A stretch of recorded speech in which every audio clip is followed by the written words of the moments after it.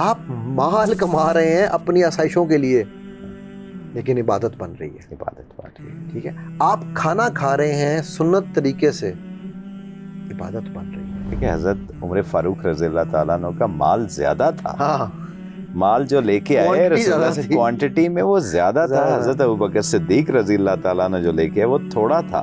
بالکل. لیکن ڈیفرنس کیا تھا, وہ سارے کا سارا تھا. تھوڑا تھا لیکن سارے کا سارا تھا. اللہ آپ کے جو ہے نا وہ معاملات کو بھی آسان کریں گے, آپ کے لیے پیسے کی فراوانی ہوگی. اچھا, ویلتھ جو ہے نا وہ صرف پیسہ نہیں ہے. یہ نہیں کہ میں نے فجر پڑھی, ملاوٹ کی, جھوٹ کی, بددیانتی کی, سب کچھ کیا, آگے ظہر پڑھ لی. نہیں, یہ نماز پڑھنا ہے, نماز قائم کرنا نہیں ہے. نماز کا زکوٰۃ اور صدقات کو انسٹیٹیوشنلائز کر دیں, ہمارے ملک میں کوئی غریب نہیں رہے گا, بلکہ میں سمجھتا ہوں کہ پوری امہ اگر اس پہ آ جائے تو پوری دنیا میں کوئی غریب نہیں رہے گا انشاءاللہ.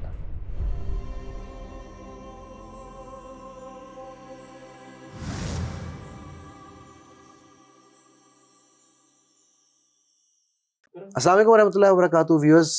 اور لوگ مجھ سے پوچھ رہے تھے کہ جی رمضان میں اب اتنے روزے گزر گئے, آپ کی انرجی ڈاؤن ہوگی. میں نے جیسے پہلے کہا الحمدللہ میں زیادہ انرجیٹک ہوتا جا رہا ہوں. ٹھیک ہے, امپاورمنٹ ہو رہی ہے, کلائمیکس کی طرف بڑھ رہے ہیں. مزہ آ رہا ہے نا, کیونکہ ہمیں یہ وہ نالج ہے جو ہمارے پاس تھا ہی نہیں پہلے. ٹھیک ہے, اللہ کے نبی صلی اللہ علیہ وسلم نے بار بار ہمیں ایڈوائس دی کہ پیسہ کماؤ, ضروری ہے.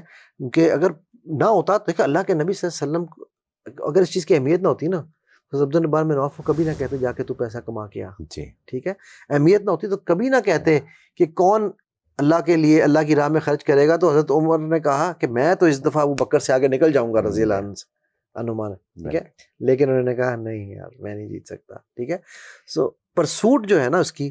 اچھا, اس میں انٹرسٹنگ یہ فیکٹر ہے کہ حضرت عمر فاروق رضی اللہ تعالیٰ عنہ کا مال زیادہ تھا. ہاں, مال جو لے کے آئے رسول اللہ سے کوانٹٹی میں وہ زیادہ تھا. حضرت ابوبکر صدیق رضی اللہ تعالیٰ عنہ جو لے کے آئے وہ تھوڑا تھا.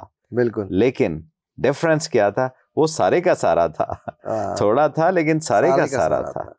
اللہ کے نبی صلی اللہ علیہ وسلم نے فرمایا کہ جو بھی اس دنیا پہ فوکس کرتا ہے نا تو اللہ اس کو اس دنیا کی چیزیں دے دیتے ہیں. جی, بالکل دے دیتے ہیں. ٹھیک ہے, اس کے جو ہے وہ کیا کہنا چاہیے افیئرس کو, اس کے اندر جو ہے نا وہ اس کا بظاہر یہ لگ رہا ہے اس کے افیئرس کو آسان کر دیتے ہیں, اس کے اندر غربت کا خوف ڈال دیتے ہیں. ٹھیک ہے, پھر اس کو یہ ہوتا ہے کہ یار اے ہوئے پتہ نہیں میں یہ پیسے مجھ سے چھین نہیں جائیں گے, وہ کنجوسی ہے. اور یہ کہ وہ حدیث ہے نا, ہم نے پہلے بھی کہی کہ اس وقت میں اینڈ ٹائمز کی بات ہم کر رہے ہیں نا, آپ کا تو فیوریٹ ہے کہ مائزرنس کنجوسی بڑھتی جائے گی. ٹھیک ہے, تو he will not get, وہ کہتے ہیں he will not get anything of this world except that what has been decreed for him.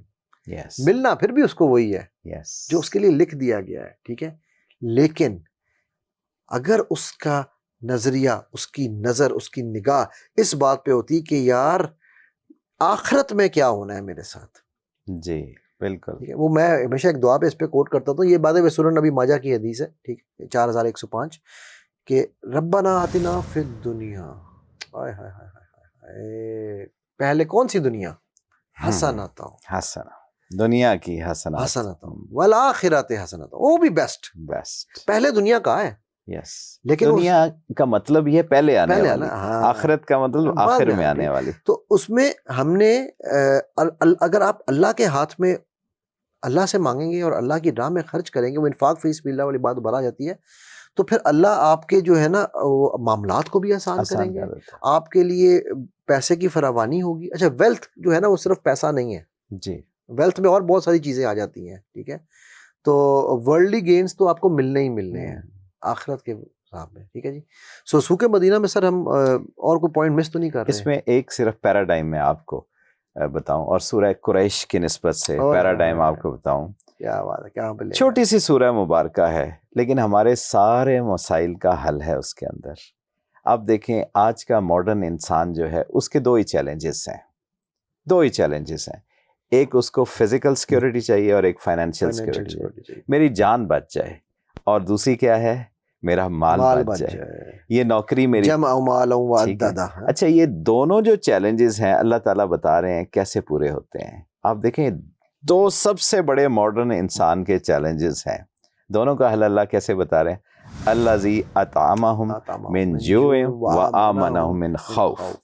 کیا ہے فزیکل سیکیورٹی؟ کیا ہے کہ آپ یہ چاہتے ہیں کہ خوف سے امن کی طرف چلے جائیں، کہ خوف کا پیراڈائم ہے، اس خوف سے، ہر قسم کے خوف سے اگر آپ نجات لینا چاہتے ہیں اور امن کی طرف جانا چاہتے ہیں، جان کا، عزت کا، ہر قسم کا خوف جو ہے اس سے جانا چاہتے ہیں، ٹھیک ہے.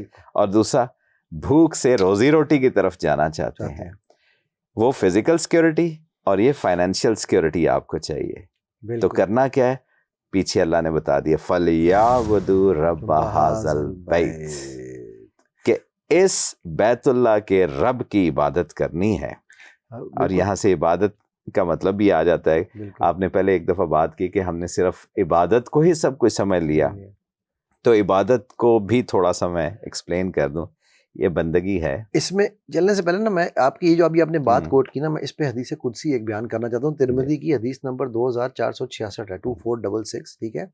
یہ ایگزیکٹ یہی تھا. مجھے لگتا ہے آپ میرا مائنڈ پڑھنا شروع ہو گئے ہیں ویسے بائی دا وے اب تک، ہے نا. آپ مائنڈ ماسٹر ہیں. اللہ کہتے ہیں کہ اے ابن آدم، تو میری عبادت پہ فوکس کر، تو میری عبادت پہ اوپر غور کر، ٹھیک ہے. میں تیرے دل کو اطمینان بخش دوں گا. سبحان اللہ. ٹھیک ہے.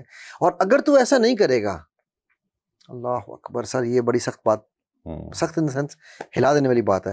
اور اگر تو ایسا نہیں کرے گا تو میں تیرے دل میں دنیا کی تمام تکلیفیں اور غربت ڈال دوں گا، کہ خوف ڈال دوں گا. اف، ہلا دیتی ہے نا یہ بات. کتنا آسان راستہ ہے کہ اللہ کی عبادت کی طرف فوکس کریں. اور عبادت ہے کیا، وہ تھوڑا سا ایکسپلین کر دوں. وہ بندگی کے ساتھ ہے کہ حضرت سیدنا بلال رضی اللہ تعالیٰ عنہ سے پوچھا گیا، اچھا عبد کون ہوتا ہے؟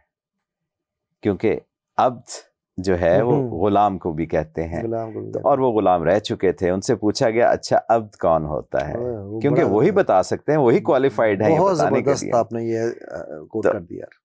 تو حضرت سیدنا بلال رضی اللہ تعالیٰ نے فرمایا، اچھا عبد، اچھا غلام وہ ہوتا ہے جس کی نگاہیں مالک کی نگاہوں کا تعقب کر رہی ہیں، اور جس کے کان مالک کی آواز کے اوپر ہوں. اشارہ سمجھے، مطلب کہنا نہ پڑے، اس کو کہنا نہ پڑے. اتنی زبردست اس کی جو ہے نا، اس کی اٹینشن، وہی آپ نے NLP والا، energy flows where attention goes. سب چیزیں اس نے اکٹھی جو کی ہوئی ہیں وہ مالک کی رضا کے اوپر کی ہوئی ہیں. اور ایسا بندہ، اس کا ہر قدم پھر عبادت بن جاتا ہے. اور بلا آپ اندازہ کریں سر، میں تو قربان جاؤں اس چیز پہ کہ آپ کا سچے تاجر ہو کے آپ مال کما رہے ہیں اپنی آسائشوں کے لیے، لیکن عبادت بن رہی ہے. عبادت بن رہی ہے، ٹھیک ہے. آپ کھانا کھا رہے ہیں سنت طریقے سے، عبادت بن رہی ہے. آپ اپنے بچوں کو کھلا رہے ہیں، بچوں کو، آپ تو بچوں کو یشی کرا رہے ہیں، ٹرپ لے کے گئے ہیں ان کو، وہ بھی عبادت بن گئی. عبادت بن گئی. آپ چل پھر رہے ہیں، آپ لوگوں سے بات چیت کر رہے ہیں، مسکراہٹ دے رہے ہیں، عبادت بن گئی.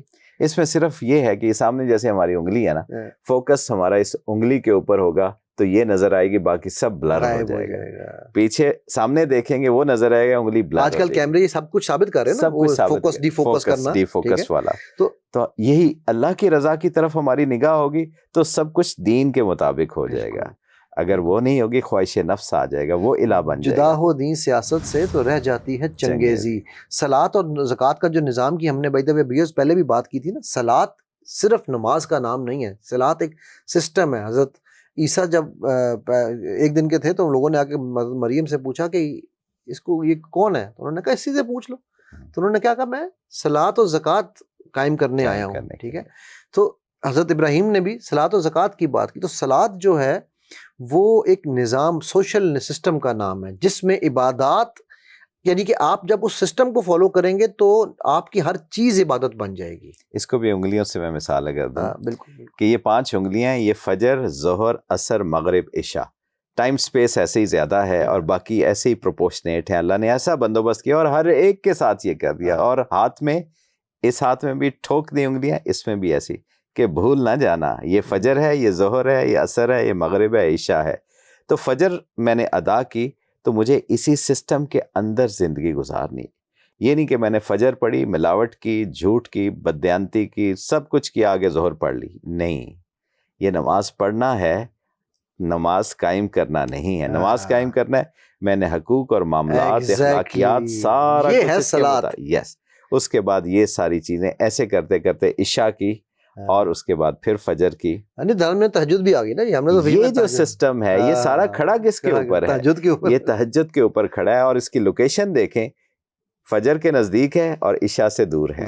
بالکل, یہ ہے اللہ کا سسٹم. اور میں یہاں پر نا ایک چیز اور بھی اس کی مزیدار آپ نے بات کی میں ایڈ کروں کہ جو زکوٰۃ ہے نا, میں جس چیز کی ہم بات کر رہے تھے, زکوٰۃ صرف 2.5% کا نام نہیں ہے.